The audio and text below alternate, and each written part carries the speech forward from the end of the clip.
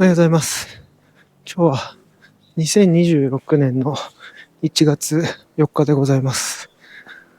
東海道53次を歩く旅も今日で4日目となりました。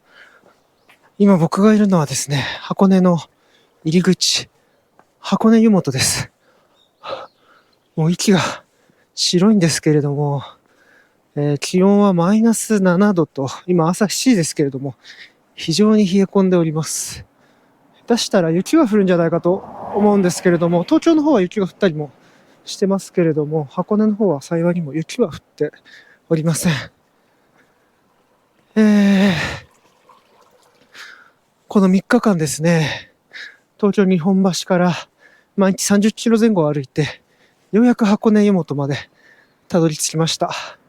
これから僕が、やるのは、東海道53次の中でもですね、最大の難所と言われております。箱根八里の、峠越えですね。箱根越えをしたいと思います。今僕が歩いているここが旧東海道でして、国道1号線のちょっとあっちの方にあるんですけれども、とりあえずこの旧東海道をですね、ずーっと登っていって、箱根を越えて、静岡県三島市、三島大社で有名な三島まで行くのが今日の僕の目標です。箱根は、非常に坂がきつくて、当時の旅人も大変だったようですけれども、すでに僕はですね、この3日間の日本橋から箱根湯本まで来ただけで、足がガクガクでございます。なんとか今足が上がるようになったんですけど、昨日なんか、右の太ももと臀部がですね、もう熱を帯びてしまって、あと足のすねですね、両足のすねとかも熱を帯びてしまってですね、足が痛くて寝れないぐらいでした。もう湿布をベタベタ貼ってなんとかごまかして歩いておりますが、もう満身創痍な状態の中ですけれども、なんとか箱根を越えてですね、三島でゆっくりしたいなと思っております。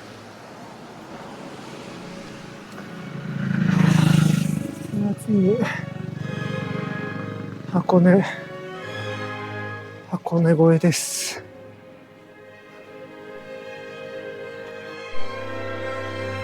早速一里塚がありました。一里塚ってなんか分かりやすいものもあればもうなくなっちゃってるものもあって分かんないんですけど、歩いてても見つけられなかったりするんですけど、これはしっかりとなんか残してる感じですね。湯本の一里塚です。江戸日本橋より22番目の一里塚です。いやー、正月の箱根、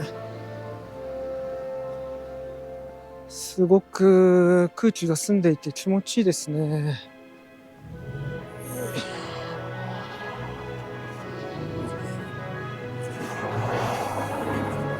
しかし朝からそれなりに温泉に来てるお客さんでしょうか。車はそれなりに通ってますね。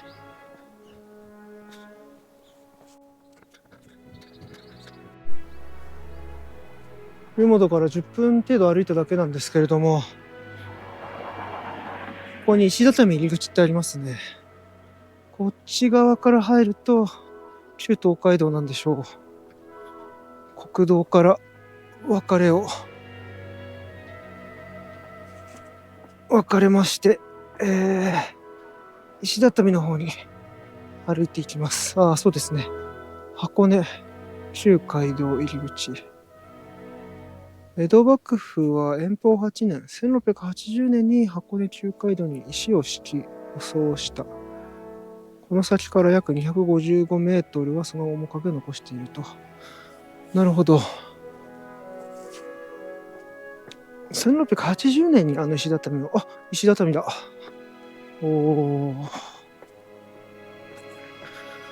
1680年にこの塗装をしたんですね。江戸幕府が行き交う人々のために足場が不安定にならないようにとこの石畳を敷いたそうですけれども、結構大きめの石畳ですね。下を見ながら歩かないといけないような、あんまりフラットではない石畳です。これは、今はまだいいんですけど、疲労が溜まってくると捻挫する可能性があって怖いですね。特に普段だったら捻挫しないかなと思うんですけども、すでにかなり疲労困憊ですからね。朝からこんなに疲労困憊なのは久しぶりです。そういえば足の豆も2つ破れてしまいまして、つくづく昔の人たちは本当に足が丈夫だなと思います。こんな距離をもっともっと舗装がされてない時代、生き交ってたわけですからね。おお。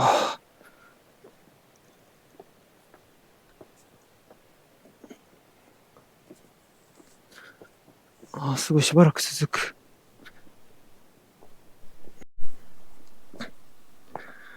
山道なんで、しょうがないんでしょうけれども、まだ東海道53筋を歩く旅も4日目ですが、今まで歩いた旧東海道の中で一番細い道かもしれないですね。これで行き交う人々が、ちゃんと、行き違えたんだろうかと思うぐらい、割と細い道です。当時は馬もいれば、カゴもあったでしょうからね。徒歩の人だけではないでしょう。橋がある。猿橋。猿橋ですね。昔はここに猿がいっぱい出たんでしょうか。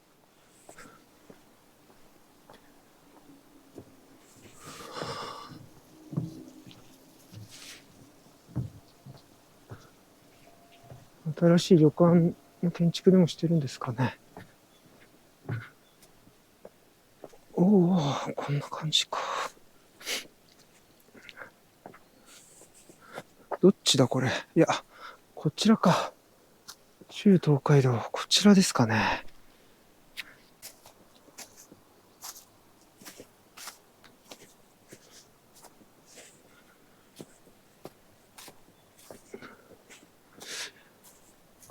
結構勾配が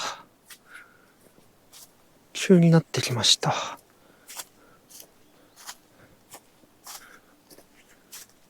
なんか僕の目にはもう45度ぐらいあるんじゃないかと思うように見えるんですけど、実際は20度とか25度ぐらいなんですかね、これでも。これ滑りそうだな。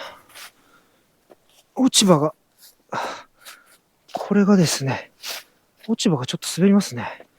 でかい葉っぱだな。落葉樹ですかね。なんかよくわかんないですけど。そうね、ちょっと滑りそうですね。いや、しかし晴れでよかったです。雨だとこれはちょっと危険ですね。足に疲労が溜まってて踏ん張りが効かない上に石が滑ると転んじゃいますね。転ぶぐらいで済んだらいいんですけどね。ちょっと怪我しちゃいそう。これ雪が降るタイミングに箱根峠越えするのは相当大変だったでしょうね。狭い。これで街道なんだ。こんな狭いんですね。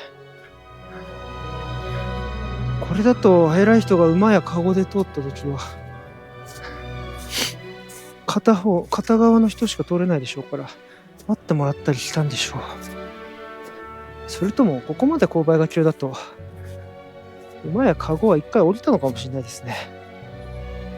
よいしょ。危ねやっぱりちょっと落ち葉が怖いな。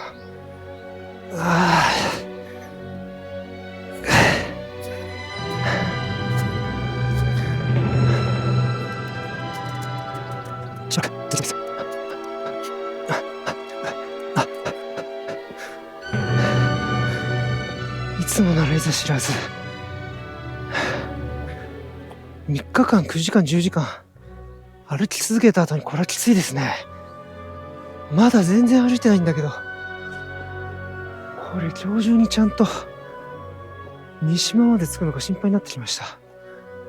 今の気温がマイナス7度、もうすぐマイナス6度ぐらいに上がってくると思いますけれども、非常に寒いですからね。ちゃんと宿にたどり着かないと。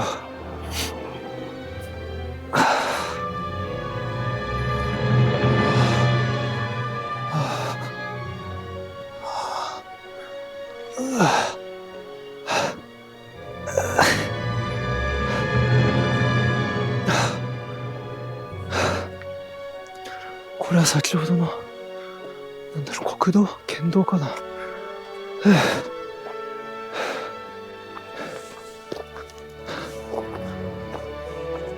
これは県道だそうです。この神奈川県道に沿ってしばらく歩きます。でも本来は先ほど歩いたような石畳がずっと続いてたんでしょうね。いやー、アスファルトは偉大ですね。歩きやすい。とっても歩きやすい。いやー、僕の足は退化してますけれど、やっぱり世の中は進歩しています。アスファルト歩きやすいな。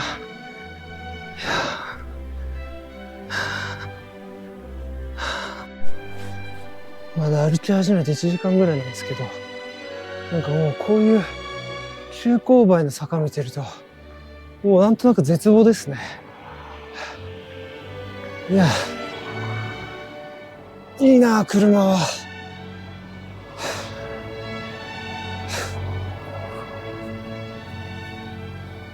昔の旅人は、こんな急勾配をアスファルトじゃなくて石畳で登っていったのかなと思うと、すごくきついですね。今よりもはるかに箱根越えっていうのは大変だったんでしょう。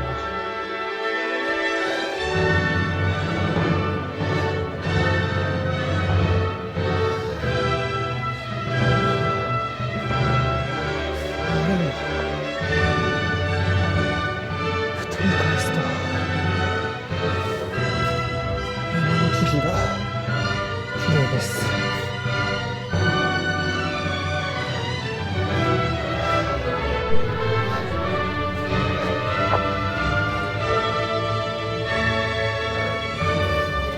そういう訂正しておかないと気が済まないタイプなので訂正しておきます。さっき一番最初のシーンでこっち側に国道1号線があるって言ってましたけど、間違えました。旧東海道を登っていくとき、国道はあっちですね。あそこになります。国道1号線沿いはやっぱり朝からそれなりに交通量がありますね。箱根の山の上の方に観光しに行く人たちや、静岡側に抜ける人たちが移動してるんでしょう。箱根は今でもやっぱり交通の要衝だと思いますね。寒いしきついです。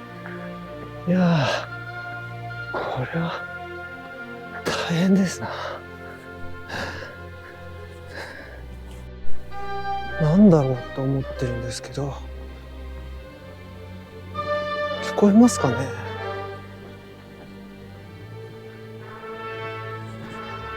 太鼓の音かなんか、さっきからずっと聞こえてるんですよ。なんか人工的な音だなと思うんですけど、どんどんでっかくなってくるな。あっち側には神社がある。あそこで何かやってるのかな。すくも川自然単焦歩道っていうのがありました。これ見ると次に僕が行く幡宿、いわゆる愛の宿の幡宿っていうところが書いてあるんで、まあこっちよりもこっちの方が旧道っぽいかなって思ってちょっと調べたんですけど、こちらは新しく作られた自然な遊歩道だそうでして、東海道とは関係ないそうです。東海道の旧道はこっち側だそうなので、こっち側に歩いていきます。でもここにあるこの碑、女転がし坂って読むらしいですけど、すごいネーミングですけど、これは昔からあるもんだそうです。この坂の勾配が、厳しくて、勾配が厳しくて、馬に乗って歩いてた婦人が落馬して死んだそうです。そのために女転がし坂って名前がついたそうですけど、まあひどいネーミングセンスですね。いやでも確かにここなんかなだらかな歩道じゃない車道になってるからいいですけれども、さっき歩いてた石畳のところみたいな、ああやって傾斜がついてる場所だと馬に乗ってると落馬する可能性は大いにありそうですね。そしてこの箱根大天狗山神社、さっきからこれのお囃子がすごくですね。あ、すごい、なんだこれ。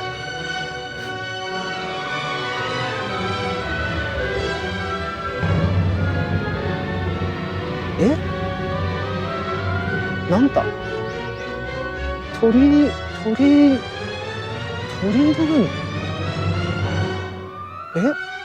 西洋の天使がいる。でも下は狛犬だし神社ですよね。なんだこれ。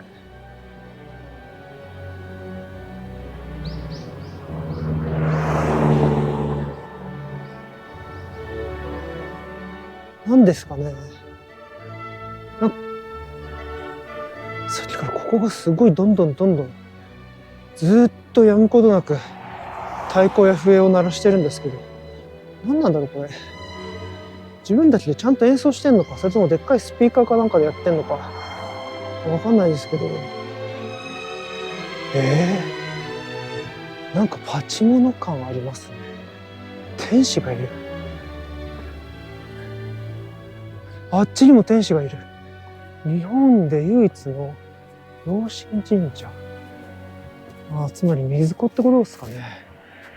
なんか、でもお祭りなのかな、ハッピーかなんか来た人がいますね。なんだこれ。やっぱ天使がいるよな。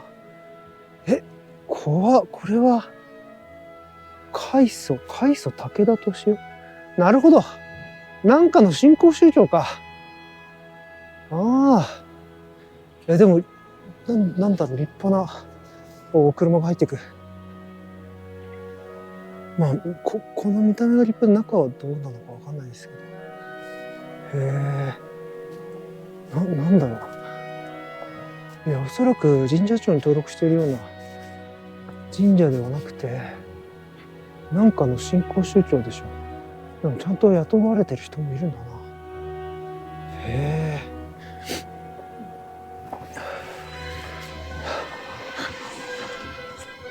なんでこんなとこに作ったのかわかんないですけど、なんかの新興宗教ですね。これはスピーカーの音ですね。だから朝からずっとやってたんだ。8時ぐらいから多分やってるんでしょう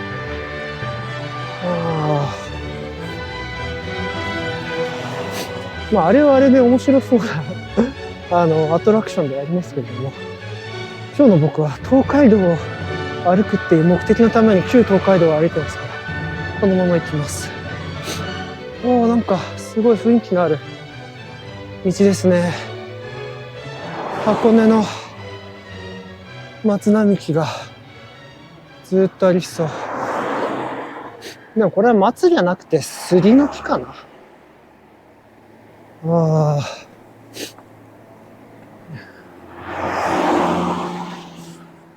ういうのは夏はね、木陰を提供してくれてとてもいいでしょうね。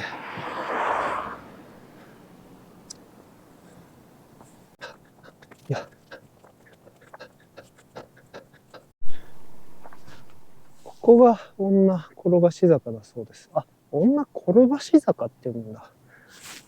ここですね。なるほど。確かにちょっとと傾斜がきついですもんね。ここで落馬しちゃったらどんどん転がっちゃうんでしょうね。こんな転ばし坂。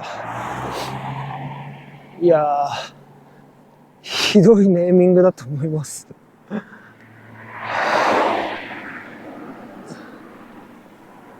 それにしても、すごいですね。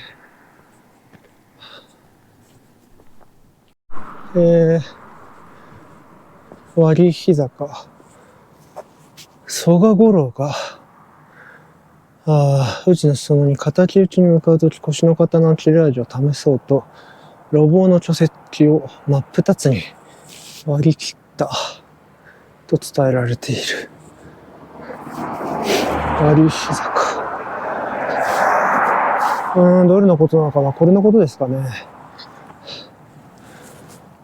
僕も武道をやって、居合道と剣道の初段を持っているという中途半端に少しだけ刀をやったことがありますけれども、まあ刀で石は切れませんわな。特にこんなでかい石は。まあでもそういう伝説がある場所なんですね、ここは。なるほど。でこれも菅生川の遊歩道になってますね。この方が確かにちょっと旧東海道っぽい感じがすごいありますけれども、旧東海道はこっちってなってるんですよね。だからこっちを行くのが正しいのかな、やっぱり。なんか調べたら、菅生川遊歩道っていうのは、後から作った場所もあるみたいですけれども、旧東海道はやっぱ一部含まれるそうなんで、ちょっと行ってみたいと思います。まあ、この石畳とかはやっぱり当時のものなんでしょうね。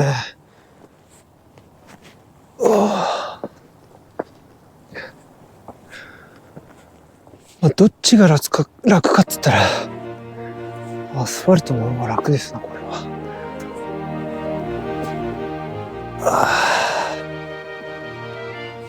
すねとアキレス腱に効きますね、こういう。石の坂道は。書いてありますね。これより江戸時代の石畳。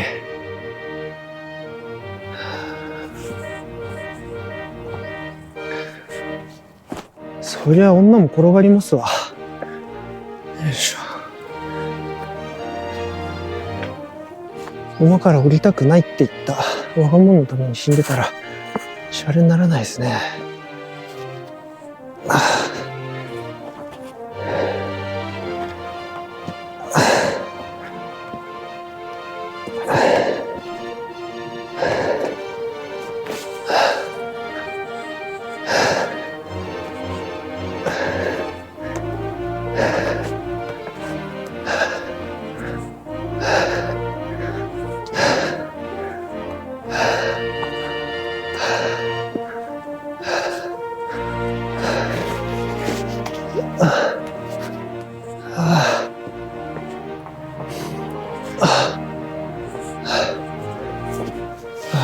ここまでが江戸時代の石畳で、ここからは現代のものですかね。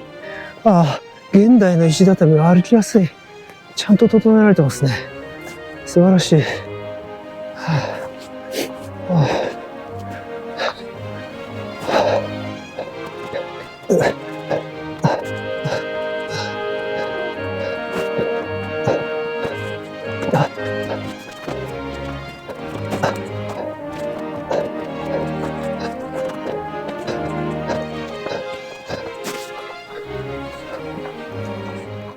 ここからまた江戸時代の石畳が続くそうです。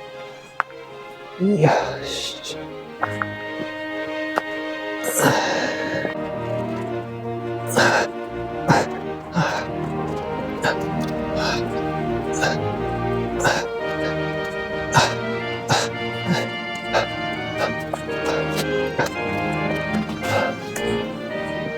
これで一旦江戸時代の石畳が終わりで、現代に舗装されたものらしいですね、これは。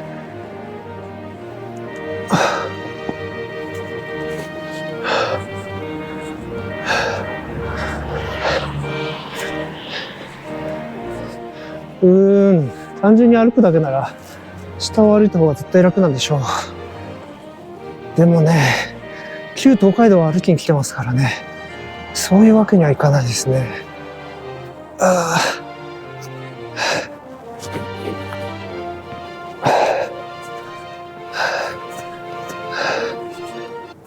橋だ。やばい。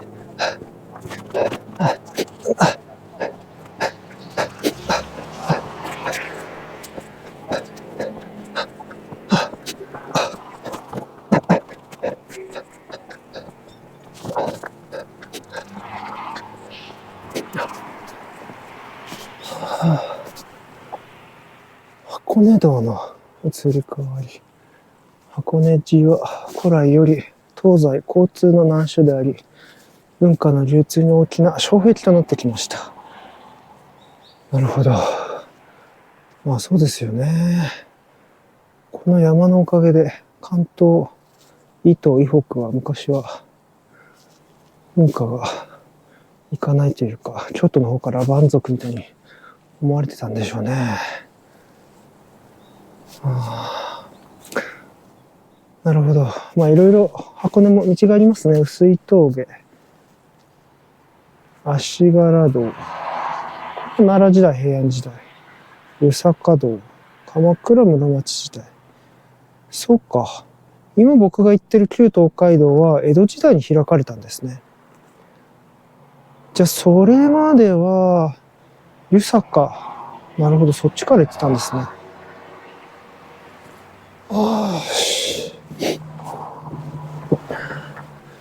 現在の国道1号線がこうやって走っていくと。で、旧東海道、こうやっていくわけですね。僕は多分この旗宿の手前のここぐらいにいると思うんですよね。さて、もうちょっと歩いていきますか。史跡、箱根中海道の整備をしています。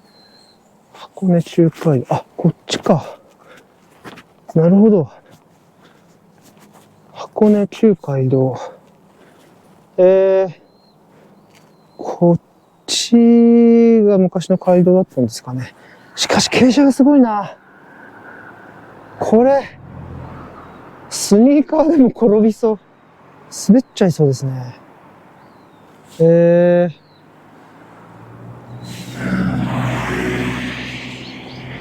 月27日までってありますから。そっか。あと2ヶ月後に来れば、ここ歩けたんですね。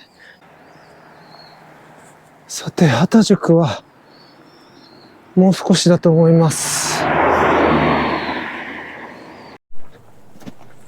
急に開けましたね。住宅が立ち並ぶエリアに入りました。あれ、同窓市かな。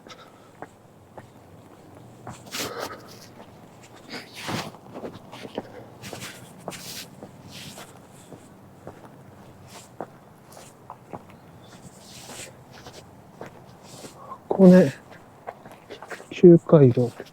そっか、先ほどのはここに繋がるんですね。あ、ここは畑宿か。おそらく、アイヌ宿である畑宿にたどり着いたのかなと思います。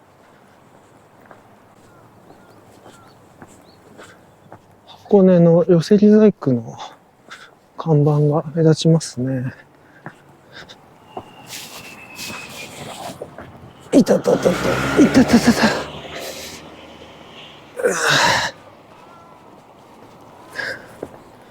箱根湯本から2時間ばかし歩いてきました。畑宿、寄せ木会館駐車場。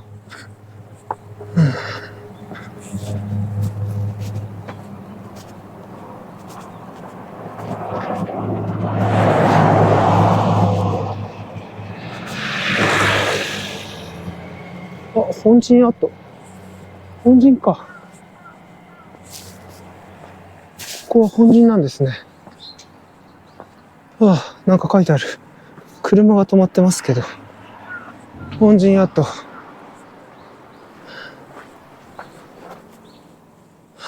本陣なんだ。旧明ヶ谷邸。畑宿の名主。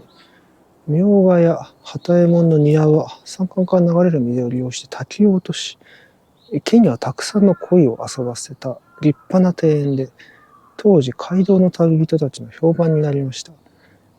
ハリスやヒュースケンなど幕末外交の使者たちもこの庭を見て感嘆しています。どこだろう。こっちの方かな。もしくはこの家の裏なんですかね。ハリス、日米修好通商条約を結んだハリスですかね。箱根まで来てたんですね。はい。まだ箱根の山登りきっておらずですね。山あいの中間地点といったところです。まだまだ箱根、これからも登っていかなきゃいけないですけれども、とりあえず、箱根の本陣にたどり着きましたね。畑宿の本陣です。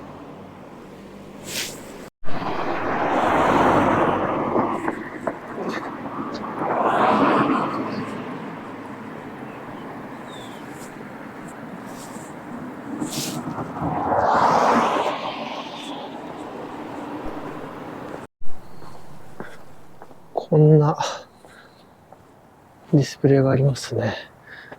3日前、江戸日本橋を出て、品川、川崎、神奈川、で、保土ヶ谷まで1日目は行きました。で、その次は保土ヶ谷、戸塚、藤沢、平塚で2日目を終えましたね。で、平塚から大磯、小田原、それで箱根湯本に泊まったのが昨日です。で、愛の村、畑宿。やっぱここは愛の村なんだね。で、ここから箱根宿に行って三島に行くと。いや、しかしな、これ全部最終的に歩く予定なんですけど、遠いな、今日三条大橋。まだまだですね。10番目ですからね、箱根宿は。まだ4分の1ですか。頑張ります。頑張りますって言ったら、おはようございますって言われましたね。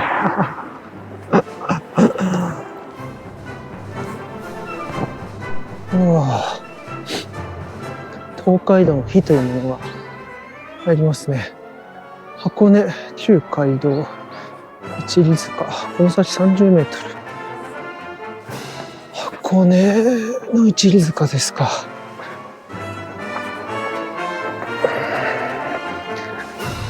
旧道はこっちなんですね。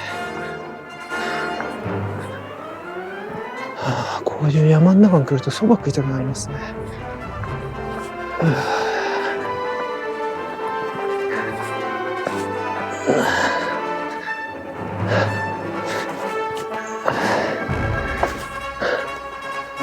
どこだろう。こっちか。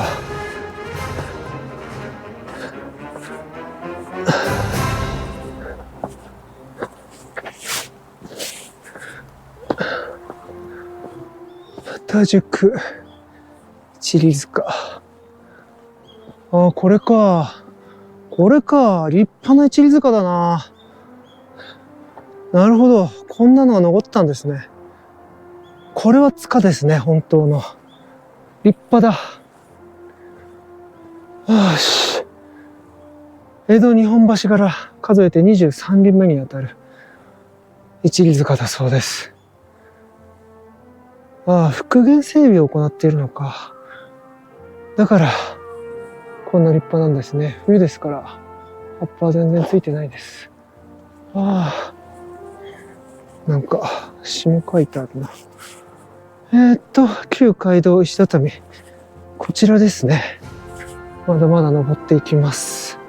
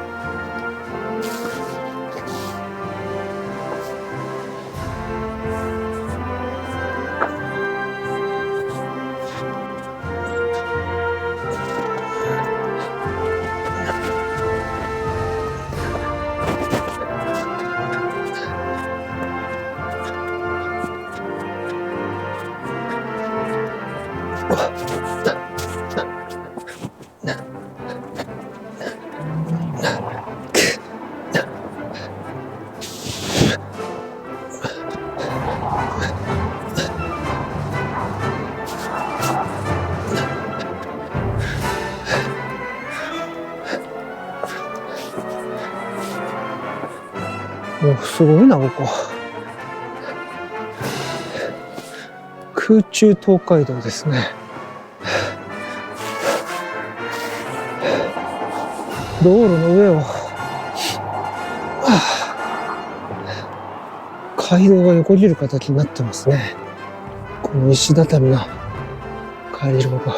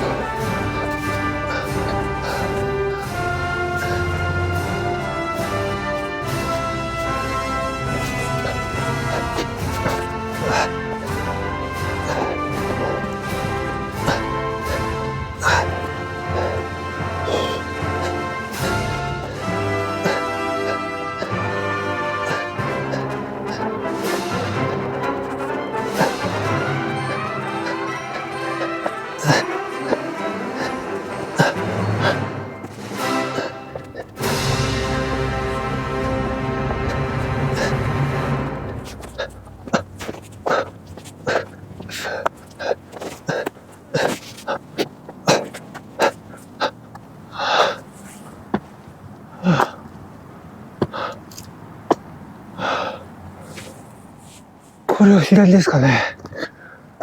いわゆる七曲がりですね。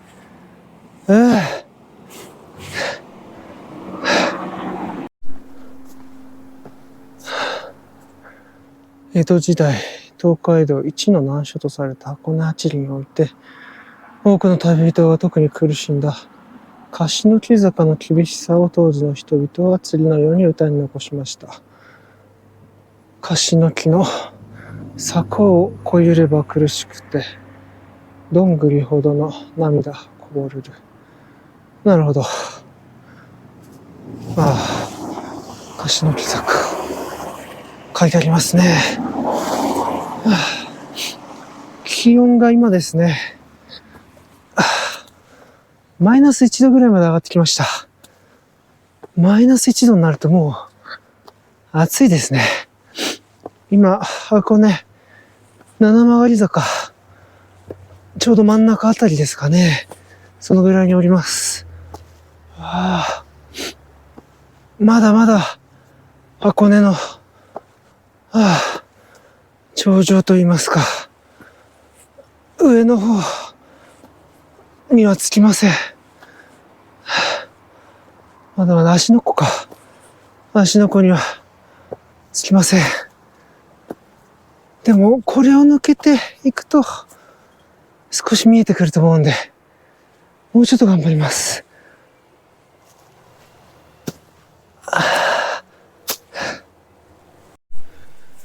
旧街道山根橋だそうです。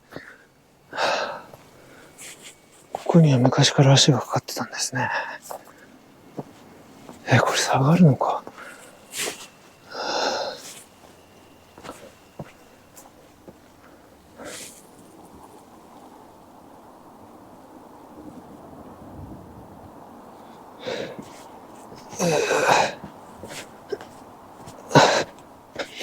本当に雨が降ってなくてよかったです。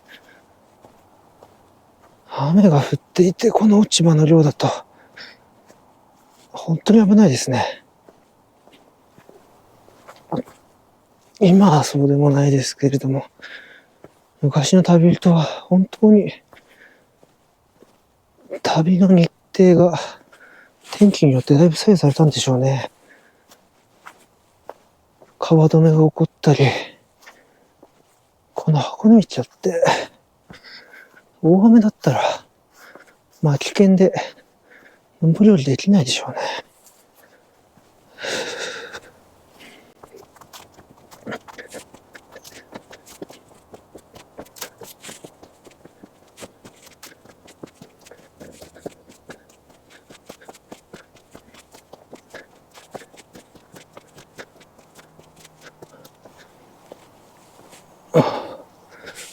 ここからはだいぶもう下がるんですね。先ほどまで登るの一辺倒で本当にきつかったですけど、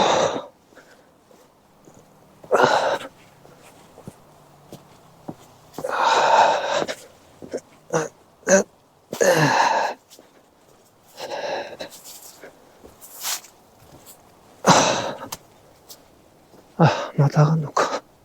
そりゃそうか。やばい。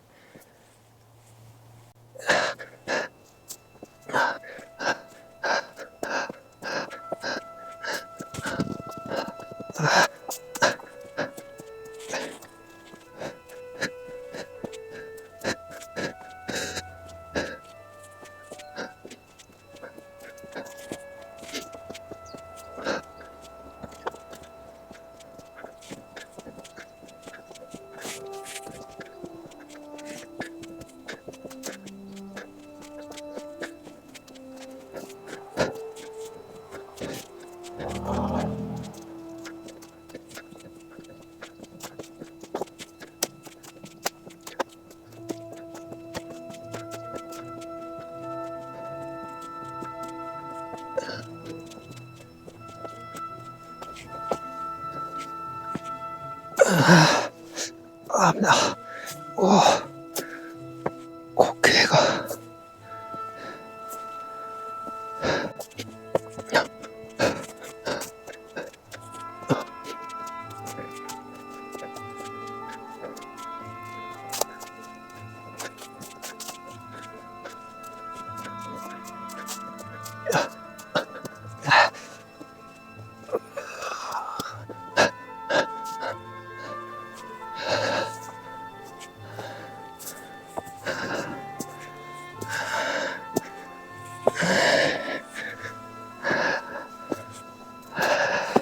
やばい。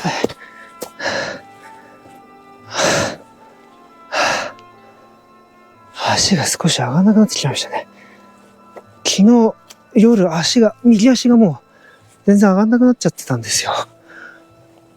マッサージしたりストレッチしたり、お湯に浸かってなんとかして、しっぺり食べて貼っといたら、朝はとりあえずなんとかなりましたけど、やっぱり上がりが悪い。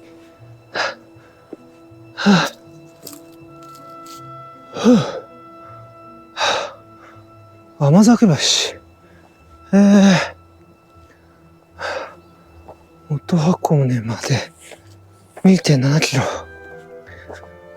甘酒の茶屋がここら辺にあってですね、江戸時代からずっと同じ場所にあるっていうんで有名なんですけれども、もうすぐそこに当たるんですかね。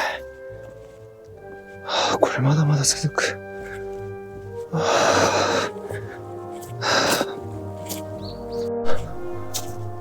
猿滑り坂まで来ましたよ。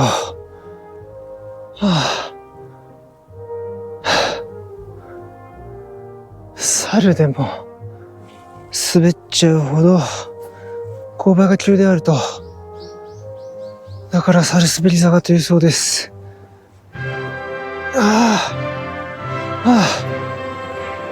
何キロか続いてます、この道が。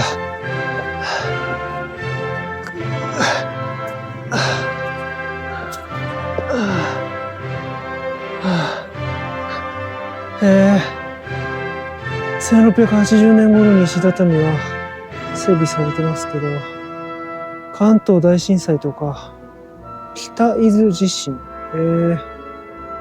そういう災害で大半が崩壊、埋没しました。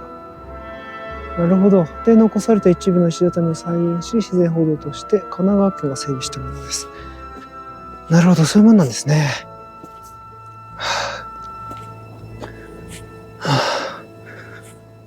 まあ、現代は県が整備してくれるから税金で賄ってくれていいでしょうけど、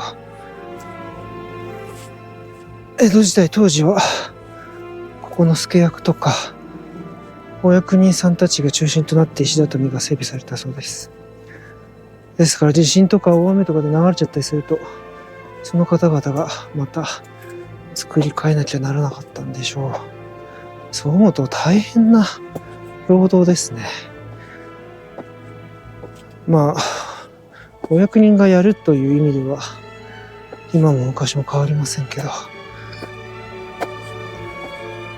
当時、この山の中に入って、石畳を作っていくために、土の土台を整備してから、石を持ってきてはめていくなんて。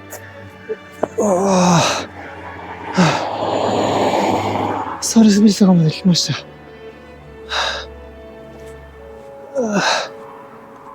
あれ、もしかしてこれはこの階段登ってくのかな。優しい。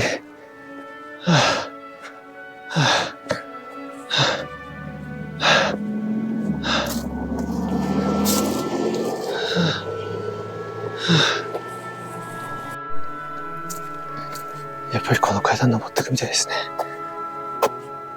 ね。いや、もう絶望です。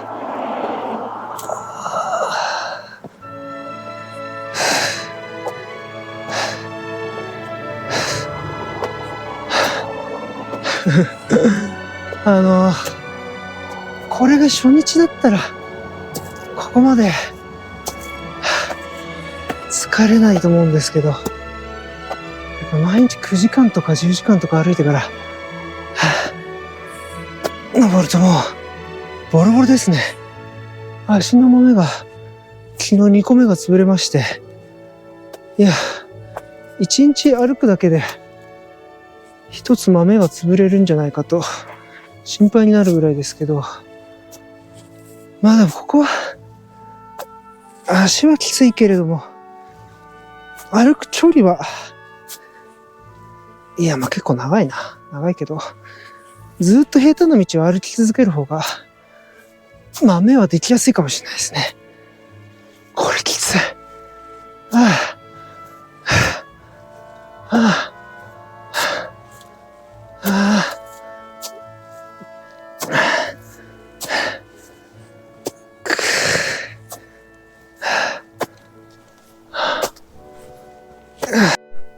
これは追い込み坂、あるいは復込み坂といったかもしれないと。甘酒茶屋までの緩い坂道です。こっち側が中東街道か。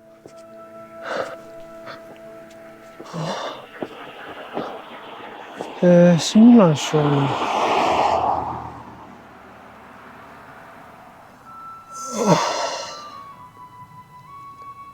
なるほど、親鸞聖人もここを通ったと。いてててててててて。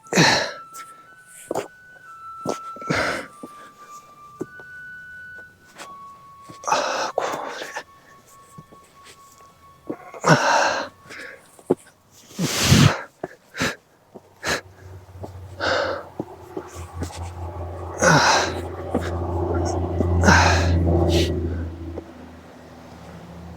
考えてみれば昔の旅人って江戸時代は今よりも平均身長が10センチは低いですから、僕よりももっともっと大変な思いして登ったんでしょうね。一段一段が考えてみれば僕より10センチぐらい上がんないですもんね。大変だこりゃ。それにしてもですね、すごく清々しくていいんですけど、誰もいないですね。正月から東海道を歩く人ってあんまいないのかもしれません。誰にも会わないです。でもその分、この中東海道を独り占めして、誰もいない中、気持ちよく歩くことができて、楽しいですね。甘酒茶屋というお茶屋さんが江戸時代の頃からずっとあったというふうに記録されているそうです。いや、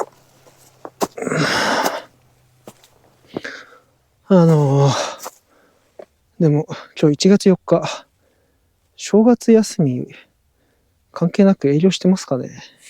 どうなんでしょう。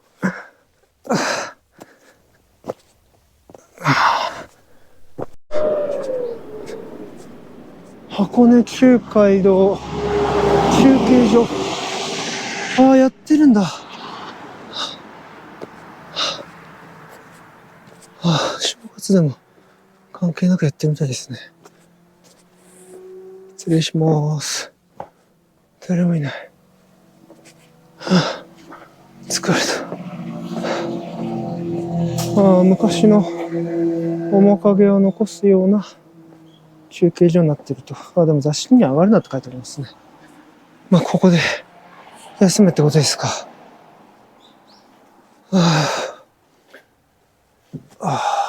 葵の御門の長持ちなんかありますね。疲れた。でも隣が甘酒茶屋ってなってましたね。ちょっと見てみます。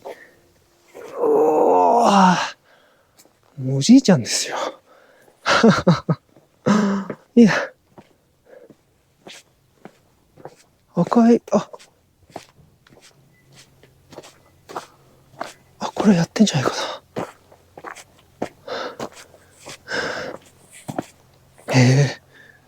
昔の面影を残すような。参勤交代、初代の休息どころと書いてありますね。なるほど。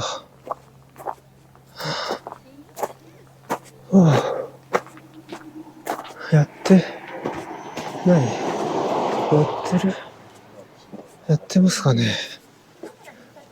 どうぞ。すいません。失礼します。すいません。すごい、ちゃんとやってる。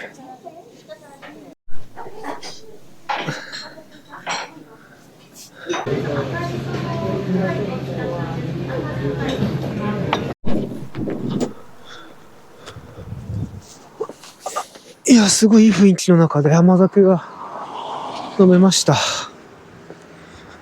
あったかい、結構厚めの甘酒でしたね。めちゃくちゃ染みました。よかったです。なんか、明らかに東海道を歩いている人だからだと思うんですけど、店員さんに声かけてもらいまして、歩いてらっしゃるんですかって言われて、歩いてますって言ったら、歩いてる人向けの、芳名帳みたいのがあって、それに名前書かせてもらえたり、あとは、お札をいただきました。道中安全の札ですね。道中安全のお札、嬉しいんですけれども、下に、江戸、日本橋より、中十何里、今日東三条まで400里って書いてありました。いや、そっかと。400里じゃないか。400キロか。だから、東京から中十何キロ、京都まで400キロって書いてあってですね。まだ5分の1しかまだ5分の1しか歩いてないみたいですね。いやー、ちなみにその札はその江戸時代とかも人にお配りしてたようでございます。もしここら辺歩く機会があったら、甘酒茶屋とてもいいですね。いやー、ちょっと心が洗われました。さて、じゃあこれから芦ノ湖に向けて歩いていきます。甘酒茶屋です。ずっと向こうの方に歩いていっちゃいましたけど、そうするとですね、旧東海道じゃなくて、普通の道路に行っちゃいます。甘酒茶屋の後ろが、旧東海道、箱根の道になってます。今はですね、こっちの方が、大通りになってるし、箱根茶屋も、箱根茶屋じゃない、甘酒茶屋も、そっちが正面入り口となってますけど、昔はこちらの方が、街道だったようなので、おそらく入り口もこっち側にあったんでしょうね、昔は。イノシシが出没しますね。注意してください。どうやって注意すればいいんだろう。さて、ここから歩いて、芦ノ湖まで向かいます。箱根、旧街道。元箱根まであと40分。芦ノ湖にあと40分ぐらい歩けば着きます。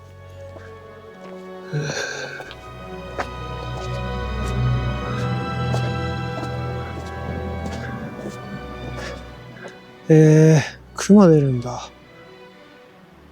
あんま聞いたことないですけどね、最近熊がよく東北の方とかで出てるから怖いですね。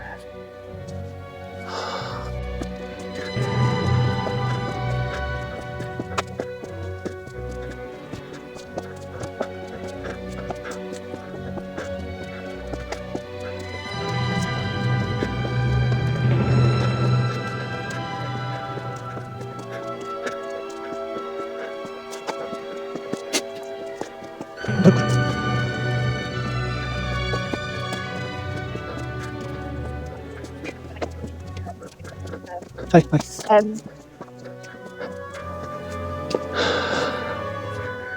今日、旧街道を歩いてて、初めて人とすれ違いました。まさか日本人じゃない人だとは思いませんでしたけど。これから箱根湯本まで歩くんですかね。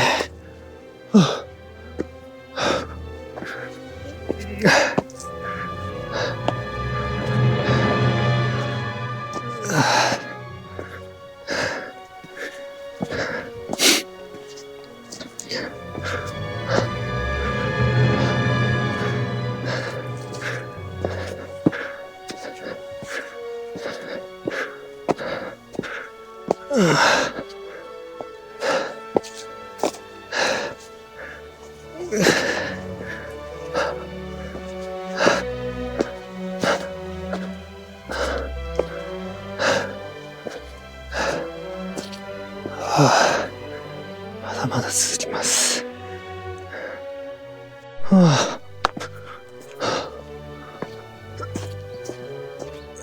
旧街道石畳の出口が見えてきました。もうすぐ芦ノ湖かな。元箱根まであと15分。これはなんかすごい古そうですね。享保16年。なんだろう。読み取れないですけれども。わか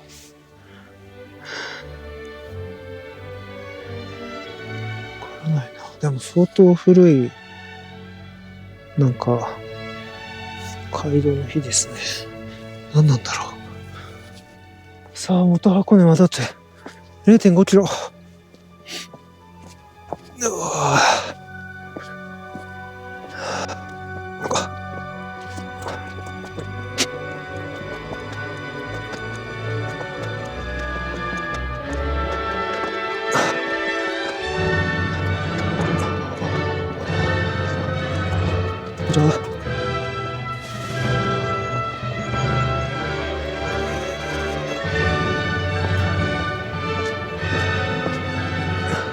おお、芦ノ湖だ。芦ノ湖が見えた。奥の方に水面が見えます。元箱根までもうすぐですね。芦ノ湖だ。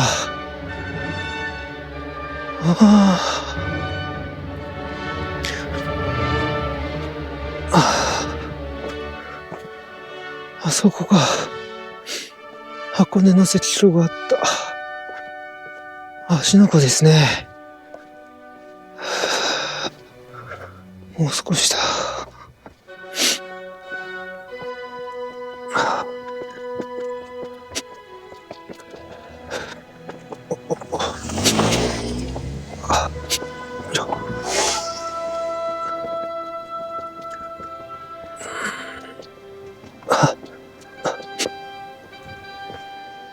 権現坂。小田原から箱根道を登る旅人がいくつかの急所難所をあえいでたどり着き、一人着くのがこの場所です。目前に芦ノ湖を展望し、箱根山に来たという旅の実感が体に伝わってくるところです。まさにそうですね。芦ノ湖見たときちょっと感動しましたもん。いやー、素晴らしいですわ。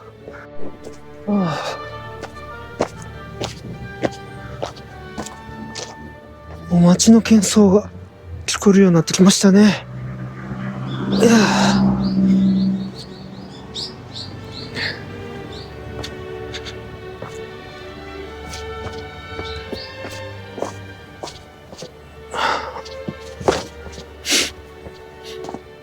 線香の香りがする。寺がありますね。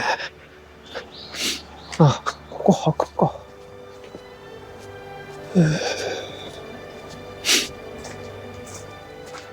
箱根山中は本当に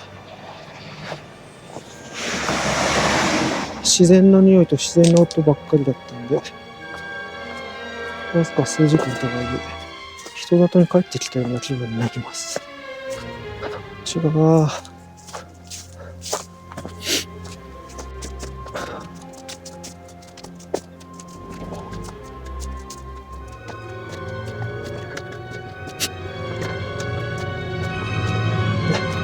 もうちょっと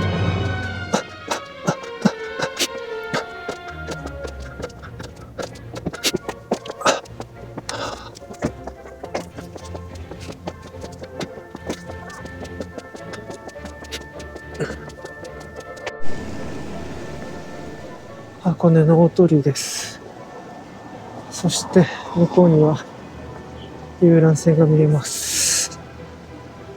西の河原駐車場って名前だけ聞くと響き良くないですよね。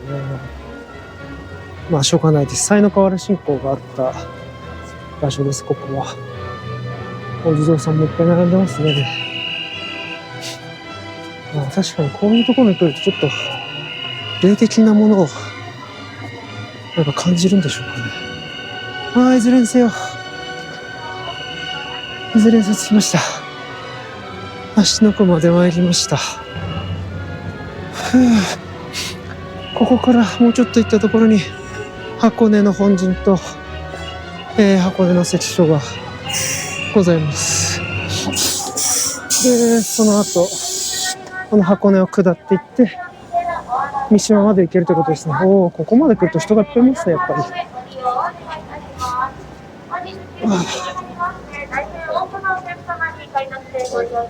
さて、旧東海道はここをまっすぐ歩いていきます。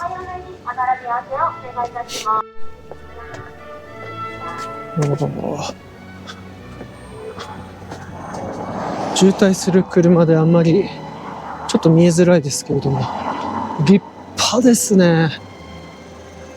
立派。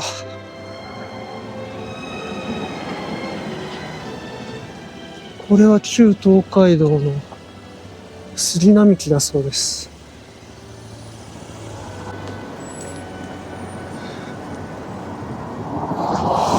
これは立派だ。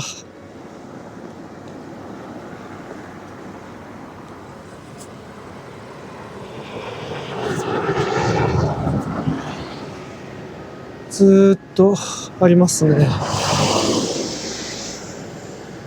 これは幕府が整備したものだそうですけれども、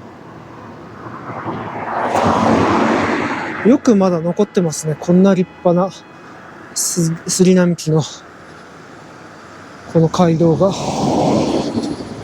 れは立派ですね。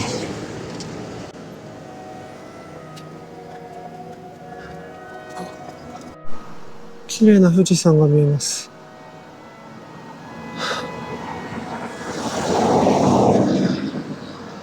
日本橋から歩いてどんどん富士山に近づいてきてますね。富士山がでかくなりました。あそこの富士山見えるところの目の前に一里塚がありました。箱根旧街道一里塚、江戸から24里目、吉原久保の一里塚、24里来ました。124里なんですよね。京都の一番最後の一里塚が124里目です。きつい。まだまだですね。頑張って歩いてきます。一里塚の横に箱根の杉並木があります。ここが旧街道なんですね。そこが現在の道路ですけれども、ここが旧街道だと。いや、立派な杉ですね。ぶっとい。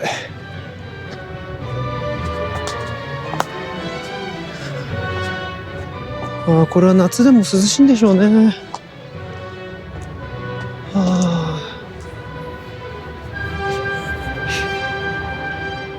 第二次世界大戦中に伐採されそうになったこともあったと。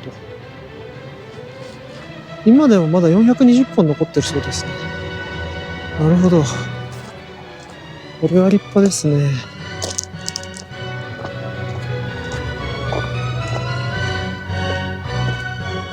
なんかすごくいい雰囲気です。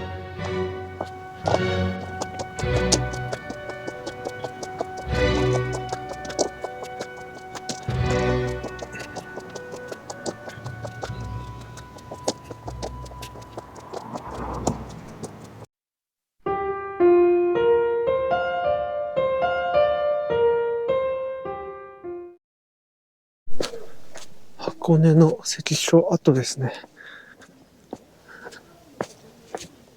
結構最近になって復元したんですよね。もともとこの場所にあったですけど、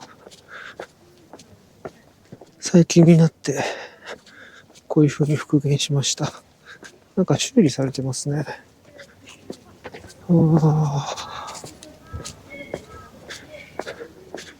入り鉄砲に出女と言われた有名な箱根の関所ですね。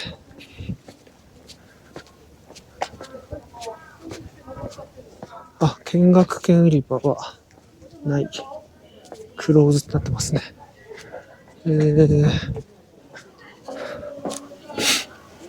よいしょ。ありがとうございます。はい。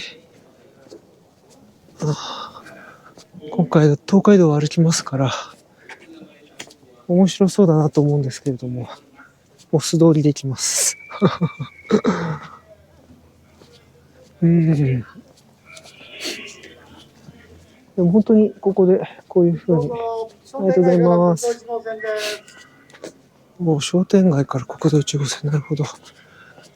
でも本当にあそこで手形がないと通れなかったりとか、いろいろきつく、詰められて、外に出れるか出れないかが決まっていたようです。もしくは、小田原の方に行けるか行けないかですね。やっぱり箱根の関所ってすごく重要だったみたいで、こっから先に入っちゃうと江戸まで行けちゃうから、やっぱ犯罪者とか武器とか、そういうものをすごく厳しく取り締まったそうです。逆に女性とかが出ていっちゃうと、武家の人質がいなくなっちゃうことにもなりますから、そういうのにも厳しかった。だから入り鉄砲に出女だと言われてますね。お腹減った。何か食べようかな。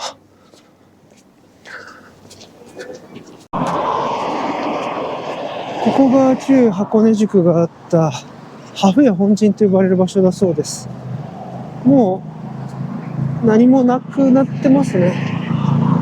で、現在はこの箱根ホテルっていうホテルになってます。先ほどの関所から歩いてもう数分ですね。もともと本陣だったんだから、なんかちゃんとした立派なホテルになってるのは正しいっちゃ正しいかもしれないですね。というわけで、東海道10番目の宿場であります箱根宿にたどり着きました。いやー、これから箱根の山を下ってですね、11番目の宿場であります三島宿まで向かいます。ちょっと思いのほか時間がかかってしまいまして、明るいうちに箱根峠を降り切ることができるのかちょっと心配になってきましたね。いやー、でもそれにしてもほんとすがすがしいいい気持ちですわ。富士山も綺麗です。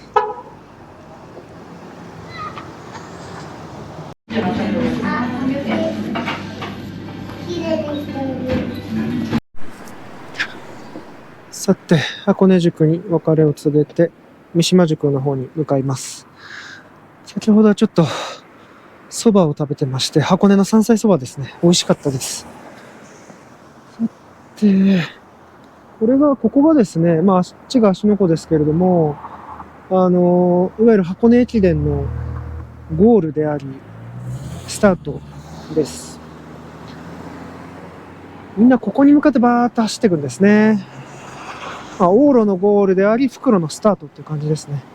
すごく眺めがいい場所です。ですが、芦ノ湖にも別れを告げて、はい。これから箱根の山もうちょっと登って、で、下がっていくっていう感じですね。もうすぐ静岡県の方に行けるかなと思うと、ちょっとワクワクしますね。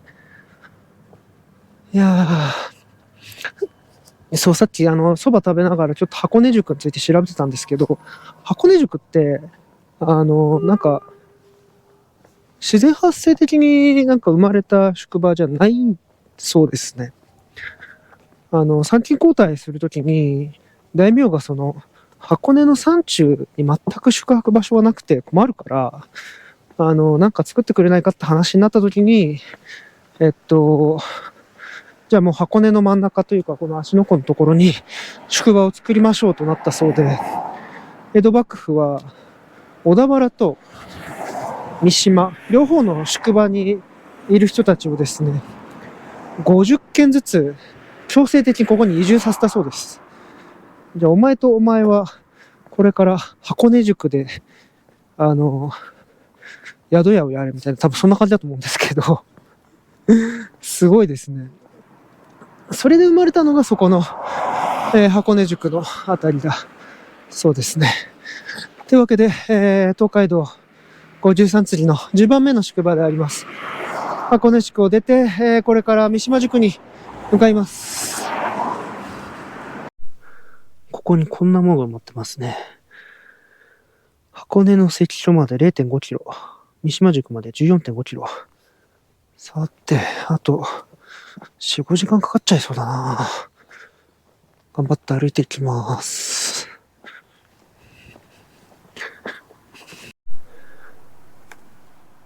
芦ノ湖を出てすぐ、ずーっとこの石畳の階段を登っておりますが、これ珍しいですね。多分上を走ってるのは国道だと思いますけれども、国道の下に旧街道があります。先ほど国道の上を行く街道はありましたけど、国道の下を行くのもあるんですね。なかなか珍しいポイントかなと思います。よいしょ。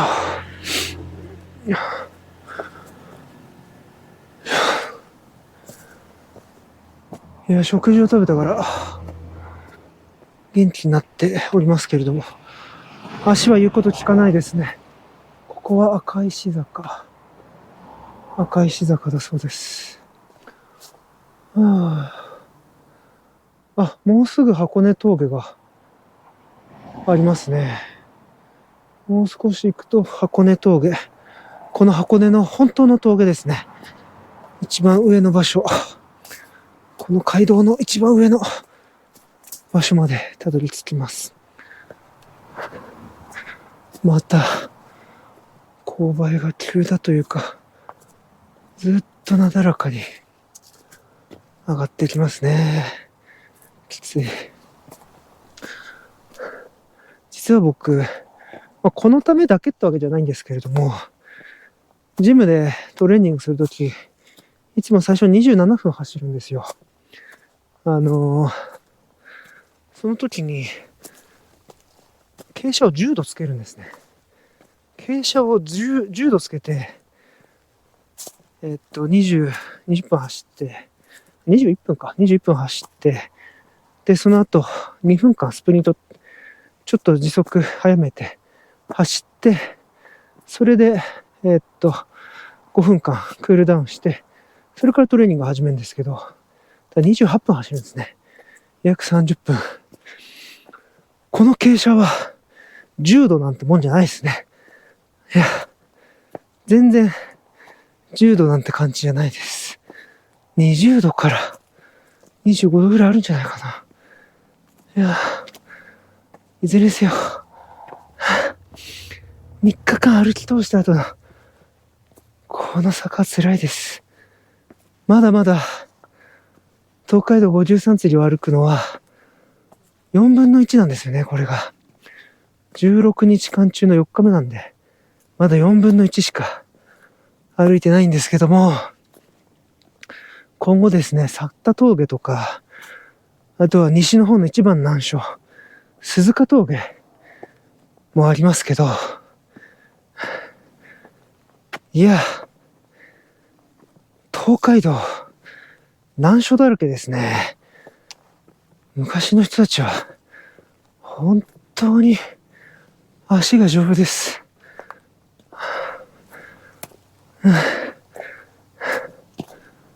ちょっと暗くなってきちゃうな。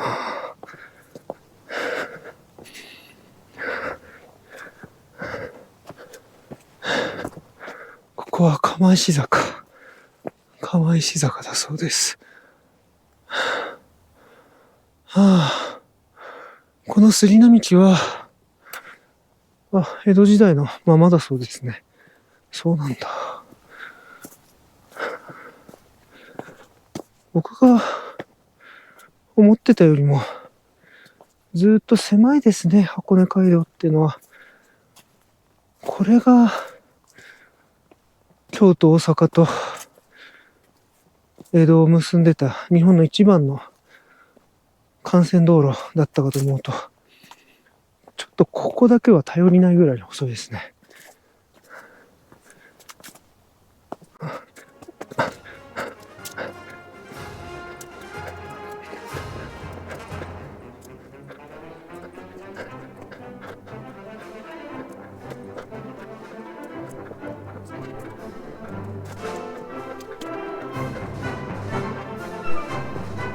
浅見石坂というところを登り終えました。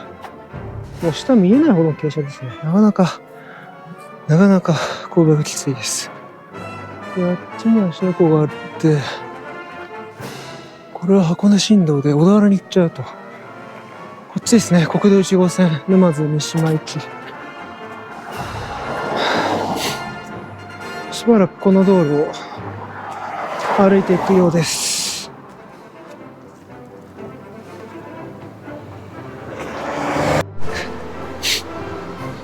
ついに峠までやってきました。ここが箱根峠か。箱根峠って書いてあるんですね。箱根パス。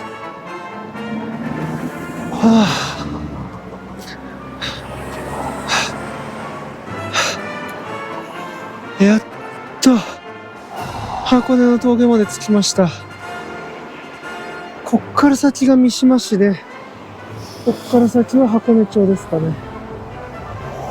今でも神奈川県と静岡県の境になっているみたいですけど、昔もですね、相模の国と、伊豆の国か。伊豆の国の境になってたそうです。いやー、国っていうのは境を決めたのは、随分昔でしょうから、本当にずーっと昔からここは一つの国境だったんですね。はあ、中国の唐を真似て律令を制定した頃ですから、奈良時代の話でしょう。おそらく奈良時代からここら辺が伊豆の国と相模の国の境だったのかなと思います。こっから先はですね、三島までどんどん下っていくそうです。足が楽になるかと思いきや、結構、これ矢地北かな、矢地さん北さんかもしれないですね。結構膝に来るっていう風に言われていて、そこ注意しなきゃいけなかったそうですね。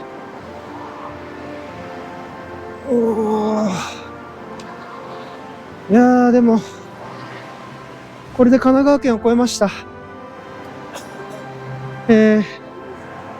東京の日本橋から歩いて4日目ですね。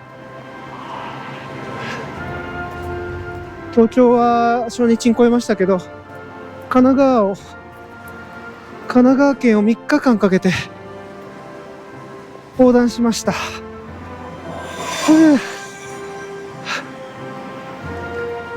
でもこっから三島までまだまだありますからね、ちょっと気を引き締めて歩いていきます。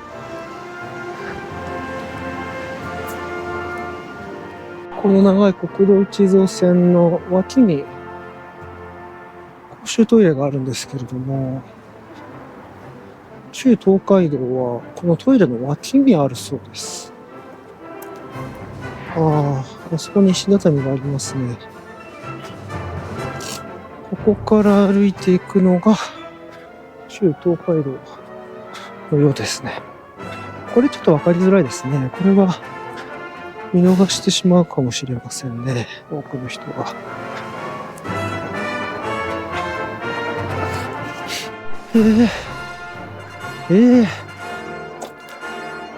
箱根中海道通行止め。わ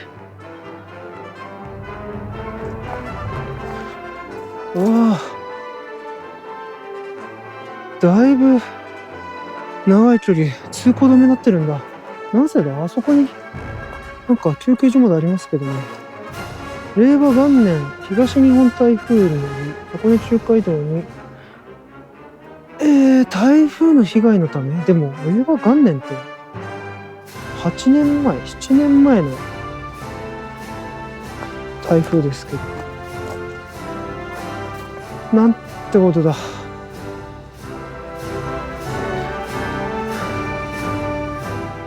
戻って迂回します。時間がすごくロスしちゃいましたね。ここから中海道行けるみたいですね。山中城後の方に行く。曲がりくねったですね、国道をずーっと来ましたんで、だいぶ遠回りしちゃいました。アスファルトを歩くのは楽なんですけど、やっぱりこういう急な道だとなだらかに行かなきゃいけないから歩く距離は長くなりますね。こんなこと書いてある。箱根八里、箱根の関所から4キロ歩いたい。今は山中一里塚にて三島宿まで11キロかかると。よいしょ行きますか。しかしこれもうちょっとして暗くなると本当にまずいな。ここは接待茶屋。接待茶屋ですね。接待って言ってもなんか取引先とお酒飲み行ったり、なんかゴルフ行ったりするんじゃなくて、なんかそういう意味ではないですけどね。お茶を出したり、馬の餌を出したりしていたとし、そういうふうに書いてありますね。さて行こう。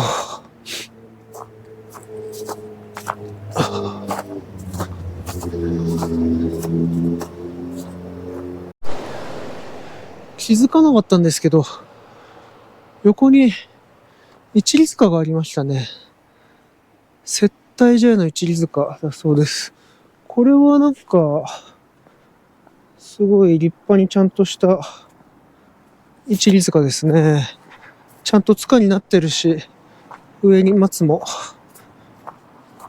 植えられてますね。素晴らしい。江戸日本橋より数えて26番目の一里塚でございます。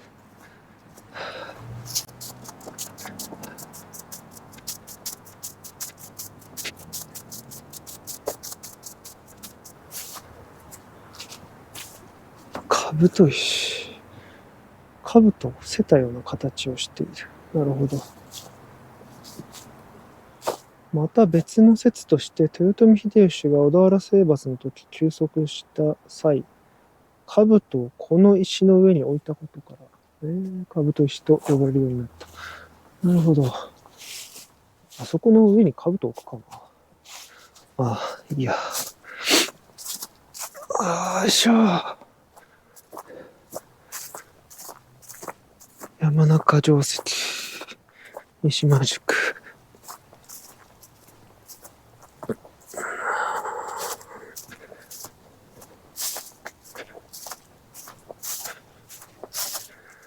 山中城は、北条家独特の障子堀で有名なお城なんですよね。この目で見てみたかったので嬉しいです。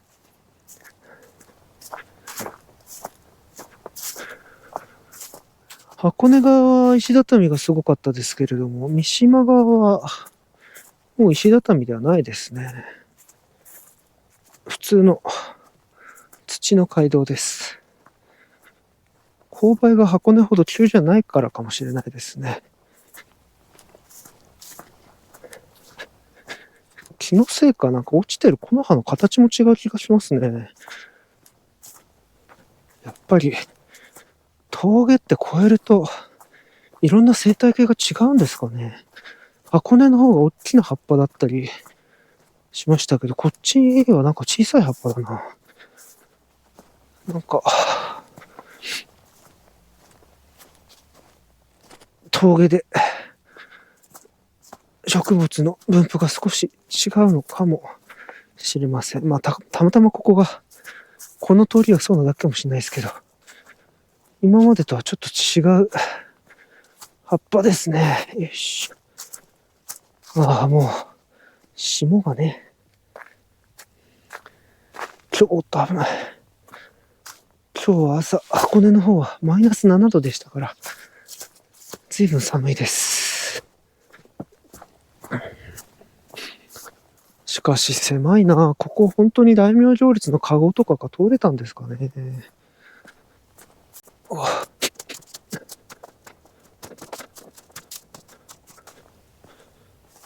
これは何だろう。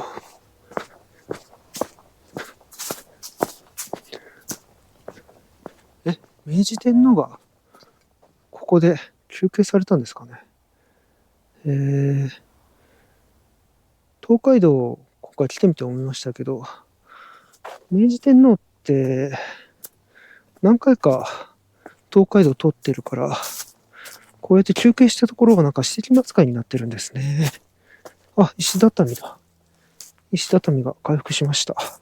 でもやっぱりなんか葉っぱが違いますね。先ほどとは、なんか、落ちてる葉っぱが違うな。これは。下るときはより一層捻挫に気をつけないと怖いですね。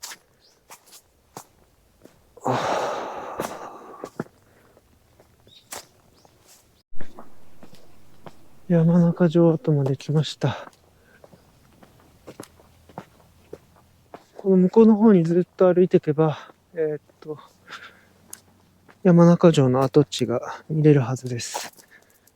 有名な、北条家独特の囲いの作りである障子堀というのが見れると思うんですけれども、ちょっと時間が押してきちゃいまして、日が少し傾きかけているので、もうこのまま歩こうと思います。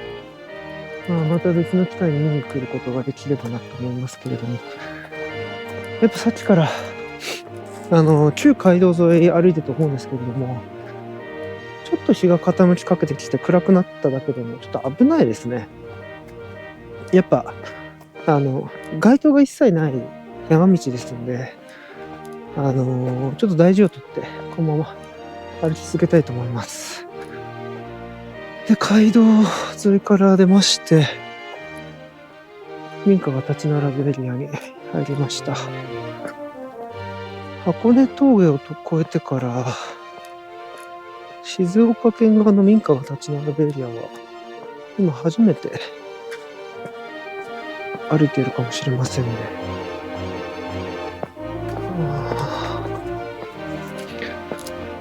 しばらくこの国道沿いを三島の方まで歩いていきます。山中城の後の公園があるんですけれども、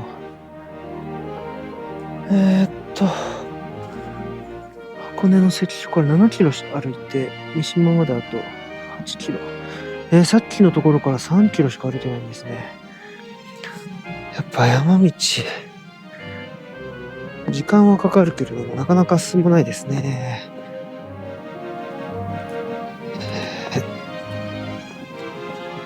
さっきちょっと見てみたら箱根峠は高低差が800メートルあるそうです。まあちょっとした登山ですよね。まあ登山っていうほどの高低差じゃないですけれども、高尾山みたいな小さな山にハイキングしに行くのと変わんないぐらいかもしれないですね。というわけでまた旧街道に入っていきます。ちょっと日が暮れ出したから少しずつ暗くなってきましたね。これ今の時間はいいですけど1時間後は危険ですね。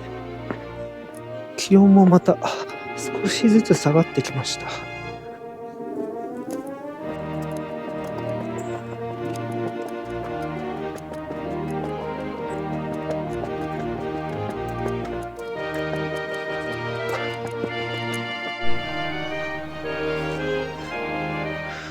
またも国道の上を旧道が通っているという珍しい場所にたどり着きました。この木々の向こうにですね、三島の町が少しずつ見えてきましたね。平地の町が少しずつ見えてきました。あと1時間か2時間ぐらいかけて降りていけば三島の町にたどり着くんじゃないかなと思います。危ない危ない。さっきから僕もう何回も足をひねっててですね、致命的な捻挫になってないからまだいいですけれども、これは本当に怖いですね。ここ富士見平のドライブインっていうらしいですけど、ついに三島の町と海が見えてきました。あの麓まで降りれば OK ですね。でもあそこはもう海の方は三島じゃなくて沼津ですかね。沼津の方かもしれません。いやー、ついに静岡側の海にまで来ましたね。あれは何なんだろう、遠州灘かな。そして富士山も綺麗だ。静岡まで来たって感じですね。海と富士山が両方がいっぺんに見えますね。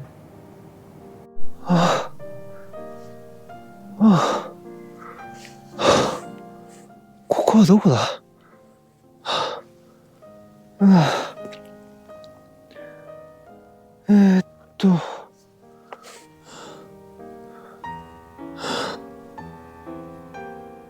あそこが旧街道、石畳がいっぱいあるとこなんですけど、ここも旧街道なんですが、アスファルトになりました。箱根を越えたのかな。笹原一里塚のあたりですね。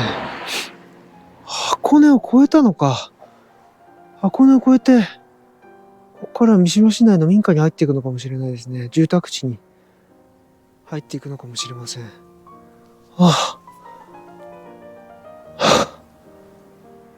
箱根を越えました。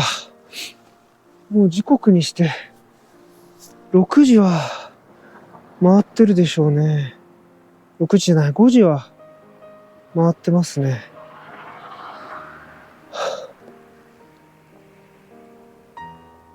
箱根を越えました。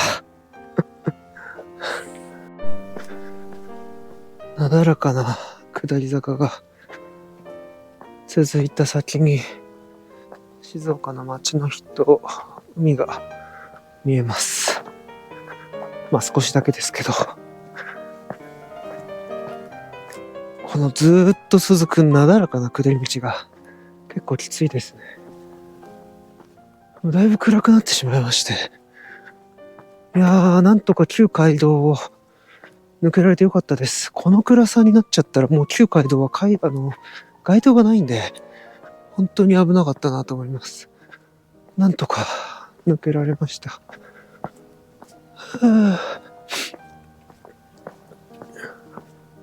それにしても、旧街道沿いに今歩いてるんですけれども、特に何かあるわけではなくて、本当に住宅街ですね、今のところ。三島の町まで降りるまではあんまり何もないかもしれません。暗いなぁ。今5時半ぐらいなんですけど、もうこんな感じですね。旧街道はあっちの方なんですけど、もうこの暗さでは旧街道は歩けません。ちょっと国道にぶつかったタイミングで、今旧街道でこの後歩くのは諦めて、今国道をこのまま継続して歩いていこうと思ってます。予定ではもうそろそろ三島の町の中に入ってるつもりだったんですけれども、やっぱちょっと疲労が蓄積してて、計画通りにはいかなかったですね。まだまだあと1時間は歩かないと目的地である三島大社、三島宿まではたどり着かないでしょう。いやー、こうやって見ると街灯の存在は本当に助かりますね。街灯がないともう全然見れないです。でもなんか気持ちは晴れ晴れしてますね。箱根を越えてようやく静岡県側に来ました。静岡の海も見えるし、街も確実に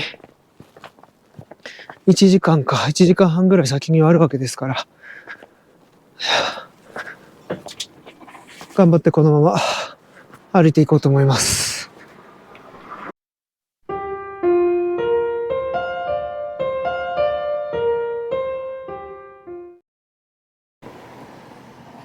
ようやく三島の市内までたどり着きました。三島大社ですね。旧寛平大社。僕も何度かここにはお参りに来たことがあります。とてもいい神社ですよね。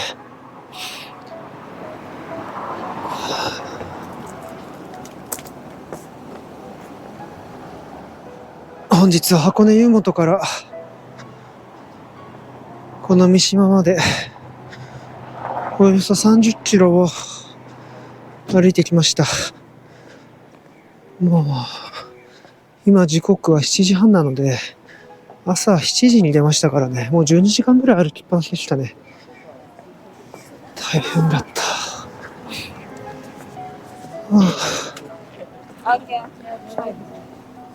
三島大社。すいません。今、礼をしてました。東海道を歩く旅も4日目。目的地としてました11番目の宿場、三島宿にたどり着きました。本陣はあっちの方のちょっと繁華街の方にあるみたいなんで、明日行ってみようと思いますけれども、とりあえず三島に着きました。足がガクガクですね。めちゃくちゃ痛いです。さて、ちょっと温泉にでも使って明日に向けて早く寝なきゃですね。三島大社。ようやく着きました。箱根はきつかった。いや今日泊まる道民院三島に着きました。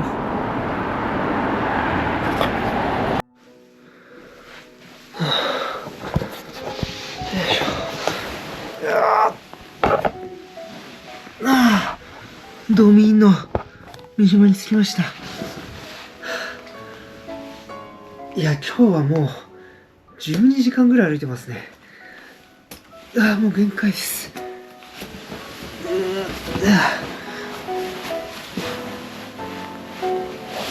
いしょ。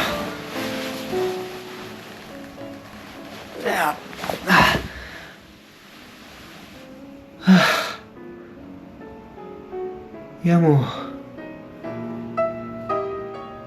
昔の旅って結構大変だったんだなって実感します。疲れました。なんか食べよう。